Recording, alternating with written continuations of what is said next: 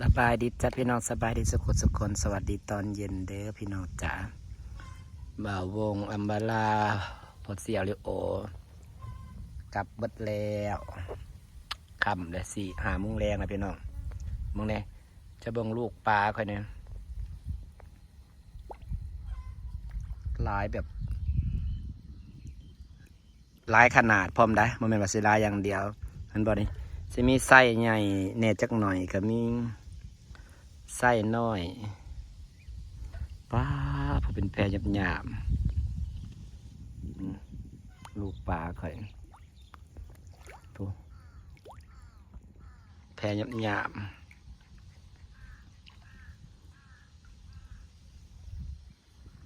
ลายแท่ลายหวานี่เวลาเราปล่อยน้ำตกแล้วมันสิมาเล่นอย่างสิพี่น้องปานหมักเด้อพอต้องไปไกลมันสิตื่นสิถ่ายเบิ่งไปซูมให้เบิ่งเห็นบ่หลายแหงลูกปลานิลนะมันแผ่คือว่านะพี่น้องฝนตกนะแม่หากทางอื่นก็สิตกแล้วฟ้าห้องแห้งๆตุ่มๆอยู่ขึ้นทางอื่นเมื่อนี้กับบ่าววงกับอมรามาเล่นนำพี่น้องเอ้ยดีใจหมูมาเล่นนำเพราะเหงาป้าสะบังปลาพี่น้องปลามันขึ้นมาเล่นน้ำมันนะนี่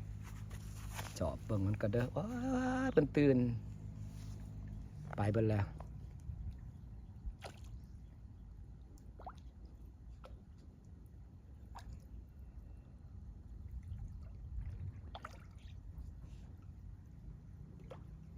ลายแห้งอีหลี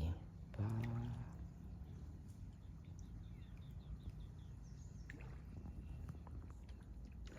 ปลาในขณะนั้นมันเห็นน้ำใหม่มันสีไข่นะพี่น้องเนาะมันสีแบบว่าสีวางไข่แล้วมันก็สีอันนี้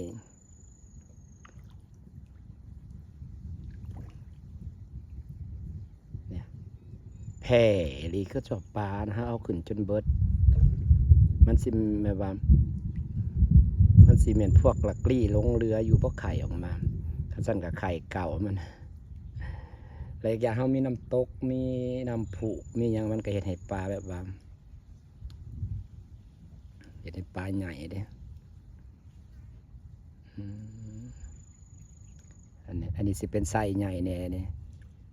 ไส้ใหญ่สำหรับซื้อมาปล่อยเด้พี่น้องนางซื้อมาปล่อยกับสิไส้ประมาณนี้ปีแล้วนี่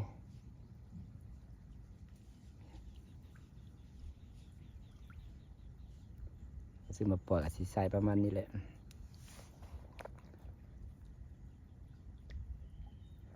แต่ไส้น้อยอีกวันนี้ไส้น้อยก็แตกก็แซวอีกรอรุ่นนกันปีหน้าปลาฮัสซิลายสำได้พี่น้องถึงสิเป็นปลานินบ่มันปลานินบ่ใหญ่กะแต่ว่าถ้าอาหารเท่าถึงขนาดที่ใหญ่เลยแตกแซว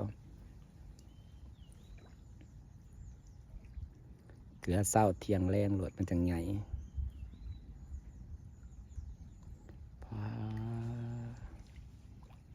หลายลีเนาะพอเสียเลยโอเห็นจะตกใจแล้วปลานินลูกปลานินยังสมาลายกระดกกระดิยะเนี่ยแผ่ขนาด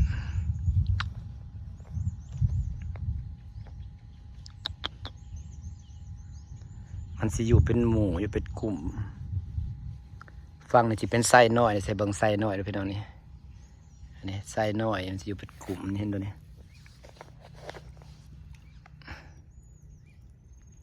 ไส้น้อยเป็นแตกแซวสาย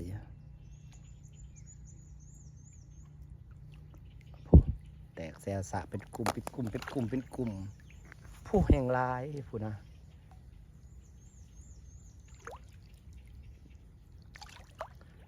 มีอย่างพาพี่น้องมาเบิ่งป่าลายขักกันดีเลยพี่น้องเห็นแล้วตื่นเต้นเห็นแล้วมีความสุขเห็นปลาลายแล้วตื่นเต้นมีความสุขปีหน้าเราก็จะได้กินแล้ว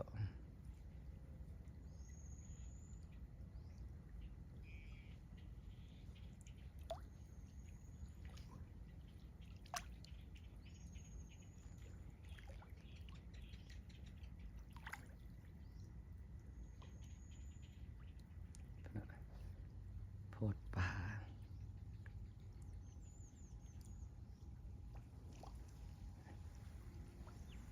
มันเล่นขึ้นมาเล่นบ่อน้ำใหม่มันคิดว่าน้ำใหม่เลยนะที่จริงมันเป็นแบบว่าน้ำเราเปิดหมุนเวียนนะ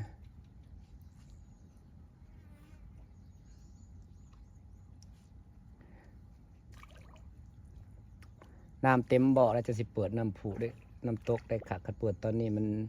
เสาะตะพังยันตะพังเจือนเปิดเป็นหน่อยบางช่วงมันในป่านะงามเด้มันขึ้นมาเล่นน้ำพี่น้องขึ้นมาเล่นน้ำใหม่จริงๆมันเป็นน้ำใหม่ดอกว่าปลามันสิหมักน้ำใหม่เนาะเอาเห็ดน้ำหมุนเวียน10เห็ด1เห็ดให้น้ำมีออกซิเจน2เห็ดให้ปลาตื่นคิดว่าเป็นน้ำใหม่แล้วมันก็สีไข่ได้แบบนี้มันก็สีแผ่นั่งคิดถึกเราเห็นระบบน้ำนี่นะพี่น้องเพราะก็มีน้ำโซลาร์เซลล์เนาะพาชมปลาอะไรเราจะเรียนออกเซลล์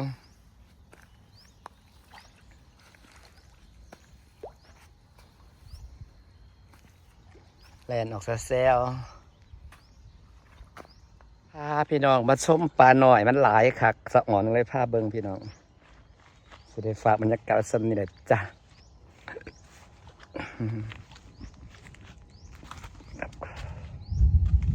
ฝนกำลังฝ่ากำลังห้องตึมๆฝนสิตกพี่น้อง